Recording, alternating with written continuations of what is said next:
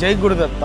August 15, 16, 17 తేదీలలో మన ఆశ్రమంలో నిర్వహించేటువంటి సౌర విద్యా యాగం శ్రీ విద్యా సంప్రదాయంలో వివిధ రకాల పాత్రలను ఉపయోగించి సూర్య మేరువుకు అర్చించడం జరుగుతుంది.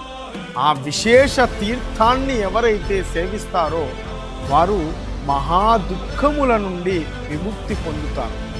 అదేవిధంగా మనం చేసినటువంటి పాపము మూలము వ్యాధి. మనం చేసినటువంటి పాపమంతా కూడా వ్యాధుల రూపములో మనకు సంక్రమిస్తాయి. ఈ 12 అర్చనలు ఎవరైతే చూసి పవిత్ర భావన చేత తీర్థం తీసుకుంటారో మహావ్యాధుల నుండి విముక్తి పొందుతారు.